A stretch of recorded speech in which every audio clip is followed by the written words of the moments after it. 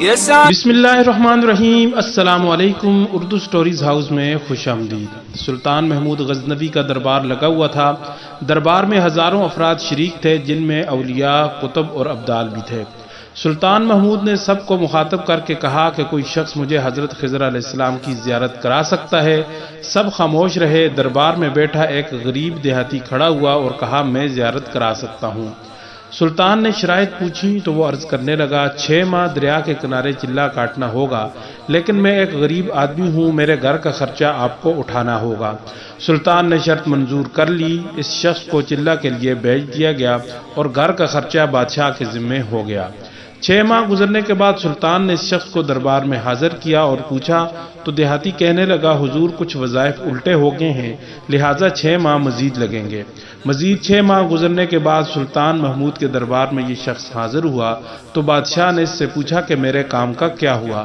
یہ بات سن کر دیہاتی کہنے لگا بادشاہ سلامت، کہاں میں گناہگار اور کہاں حضرت خضر علیہ السلام، میں نے آپ سے جھوٹ بولا، میرے گھر کا خرچہ پورا نہیں ہو رہا تھا، بچے بھوک سے بلک رہے تھے، اس لیے ایسا کرنے پر مجبور ہوا۔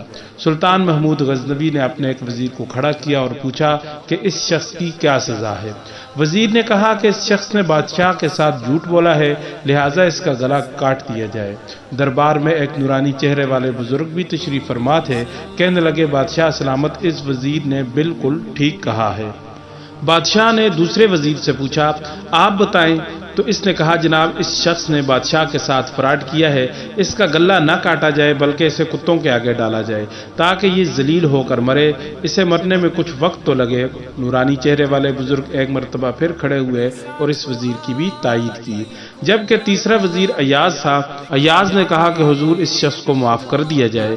ایاز کی یہ بات سن کر محفل میں بیٹھے وہی نورانی چہرے والے بابا جی کھڑے ہوئے اور انہوں نے کہا کہ ایاز بالکل ٹھیک کہہ رہا ہے۔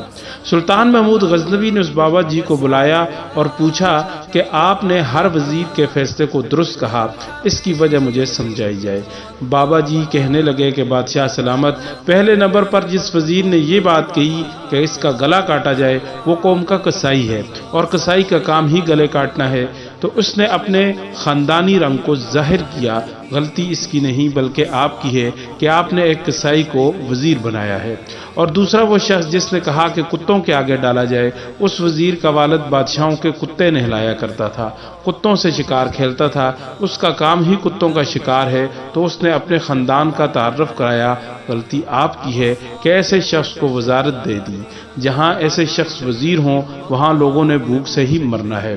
اور جو فیصلہ ایاز نے کیا تو سلطان محمود صاحب آپ سنیے کہ ایاز سید زادہ ہے اور سید کی یہ شان ہوتی ہے کہ وہ اپنا سارا خاندان کربلا میں ذبح کرا دیتا ہے مگر بدلہ لینے کا کبھی نہیں سوچتا۔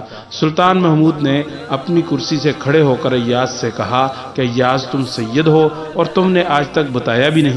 ایاز کہنے لگا کہ آج تک کسی کو اس بات کا علم نہ تھا کہ ایاز سید ہے، لیکن آج بابا جی نے میرا راز کھول دیا ہے۔